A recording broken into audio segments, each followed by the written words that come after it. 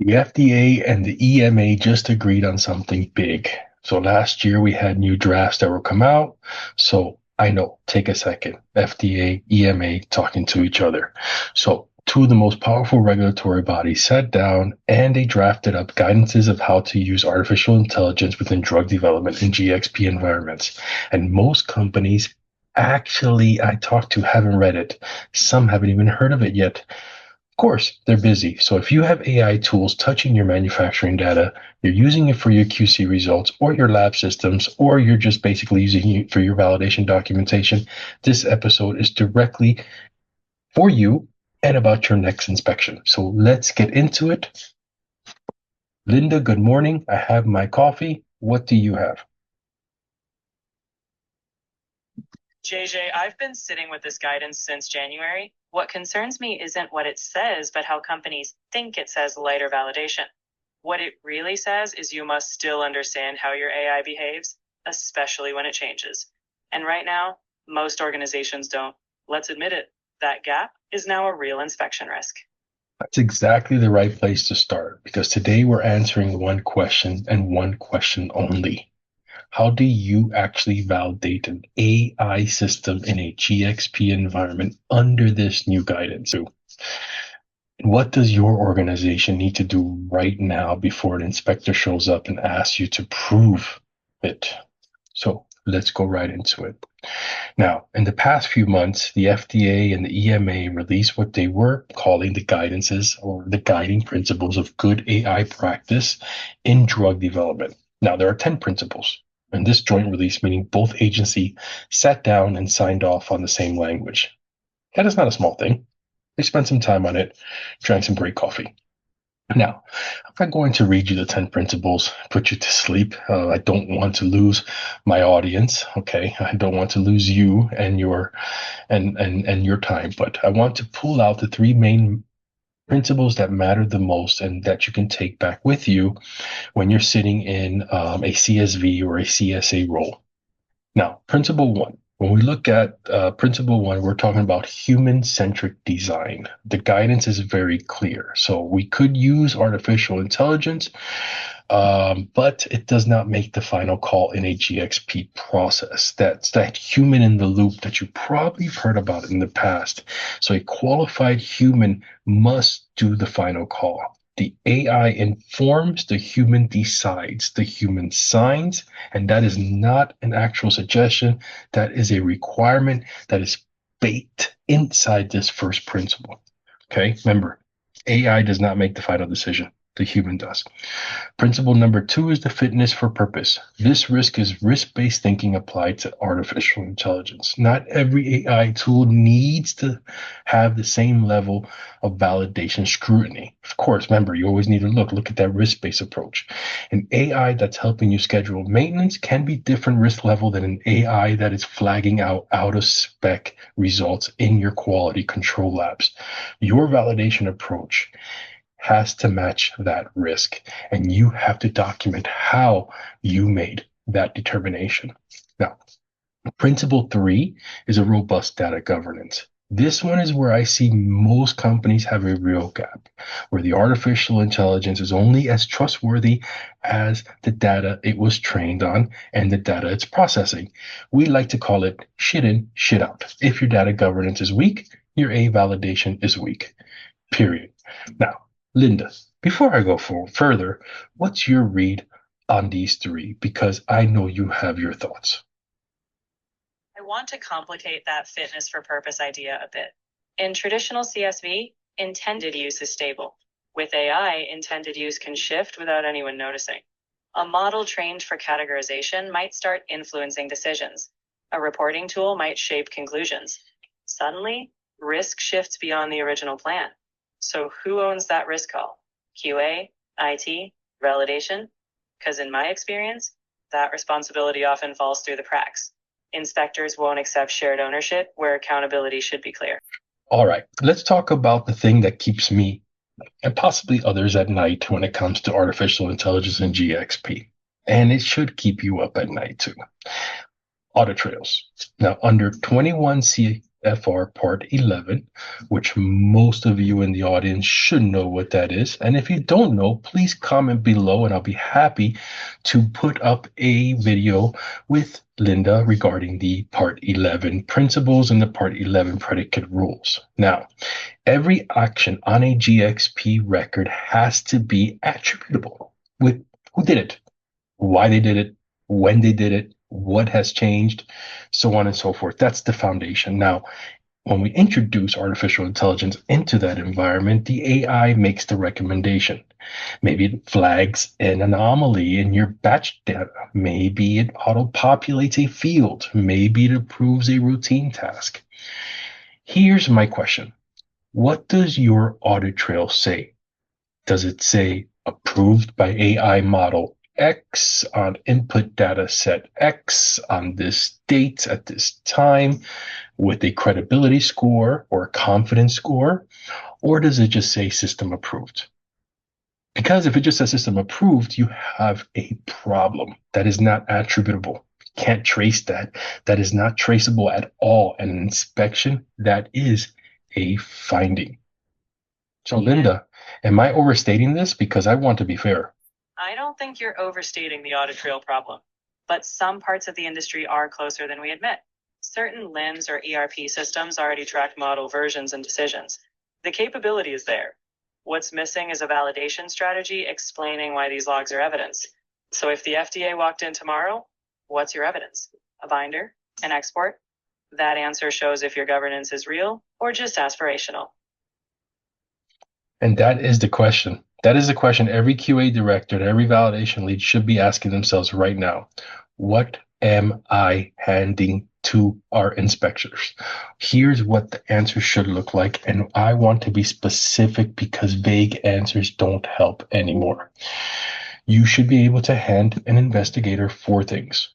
1, a risk assessment document, a risk assessment document that explains how you categorize the AI tool and what level of scrutiny you applied and who signed off on this documentation or this determination. 2, a validation summary, not a 1,000-page IQ, OQ, PQ package necessarily, but under some type of CSA principles, evidence that the artificial intelligence performs its intended function reliably, scenario-based testing, documented outcomes. 3, an audit trail extract showing the AI-generated actions with full attribution, model version, input data, output, timestamp, human review where required.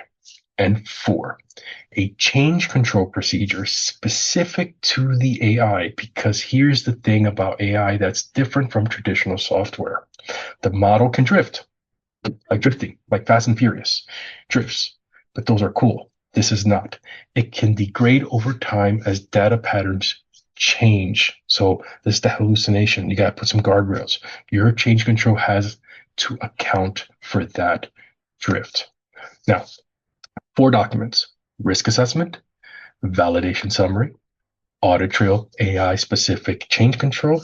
Those are your 4.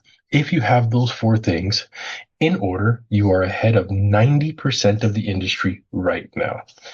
Linda, anything you add to that list? There's one big thing missing, JJ: supplier qualification. If your AI comes from a vendor, you need evidence you assess their controls, how they handle training data, detect drift, and manage model versions. A 1-page vendor questionnaire isn't real qualification. You must verify, not just trust them. She's right. And I'll be honest, vendor qualification for AI tools is one of the most inconsistently done things I've seen in the field. Companies are buying artificial intelligence products and retreating the vendor's own documentation as if it's their validation package. It's not. It supports your validation. It does not replace it. So again, if you're buying AI products and treating the vendor's own documentation as it's your own validation package, it's not. It supports your validation. It does not replace it. Exactly. Vendors provide a piece of the puzzle, but you own the final validation. It's your responsibility to ensure it all fits together. Let me give you a real scenario I'm going to keep it general because I'm not here to call anyone out, but this is a pattern I've seen more than once. Organization implements an AI assisted deviation management tool. The AI reviews the incoming deviation reports, categorizes them by severity, suggests root cause categories, and flags which ones need immediate escalation. Sounds great? But honestly, the tool works. It's awesome. They go live. 6 months later, they have an inspection. The investigator asks to see the validation documentation for the deviation management system. They pull it out. Solid, good IQ, good OQ, good PQ, traditional CSV approach, well executed. But then the investigator asks, what about the AI module? Then there's some silence. Because the AI module was treated as a feature of the system and not as a separately validated component of that system. So nobody had done a risk assessment on that AI functionality specifically. No one had defined what the fitness for purpose of meant for that AI categorization logic. The audit trail showed deviation records, but it didn't capture the AI's recommendations, the confidence scores, or the cases where the AI flagged something that a human later overrode. Now, that could lead to a 483, not because the system didn't work, because the validation package didn't cover the AI. So, Linda, in your view, whose fault is this? Is it the validation team, or is it the vendor, or is it leadership? That scenario doesn't sound like a validation failure to me. It's a governance failure. Validation teams validate what's scoped. If leadership never defined the AI as requiring independent evaluation, the scope was wrong from the start. You can't expect validation to flag what it wasn't told to look for. AI oversight can't just live in CSV or IT. Leadership must ask, where is AI influencing regulated decisions? If no one owns that, you find out during inspection, and that's the worst time. Yeah, I'm going to agree with that. And I don't always agree with you, Linda, as you probably noticed, but this is governance problem. And the fix is not technical. The fix is organizational. Someone in that organization needed to ask before go live, ideally before procurement, does the system contain AI functionality? And if so, what does our validation approach look like for the functionality specifically? That question has to become standard and it has to be part of your project intake process. Before you buy a system, before you start validation planning, does this have artificial intelligence? Yes or no? And if yes, who is responsible for that artificial intelligence specific validation strategy? That is the process change that prevents that possible 483 that nobody wants. So, all right, let's make this practical because theory without action is just a podcast, and I want this to actually help you.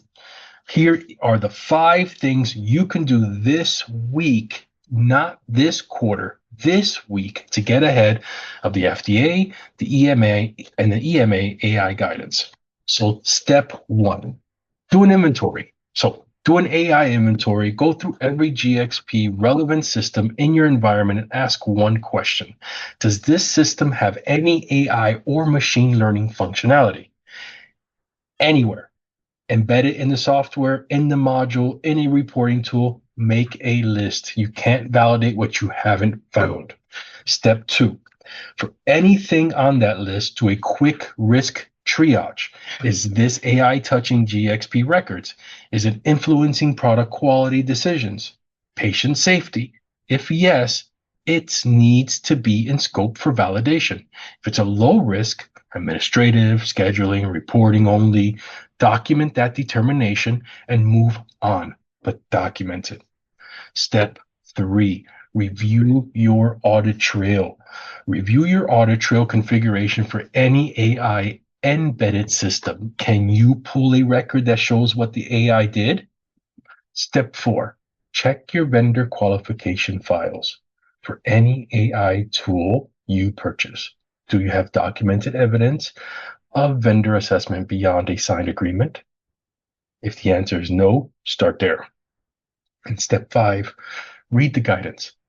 I know that sounds obvious, but read the actual document, the FDA and EMA Joint Guidance on Good AI Practice in Drug Development.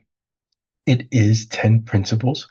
It is not that long, and it will tell you exactly what both agencies are going to be looking for. So start with an inventory, know what you have, everything else flows from that. And if you need a template to get started, send me a message. Reach out to the channel, reach out at gxpcc.com.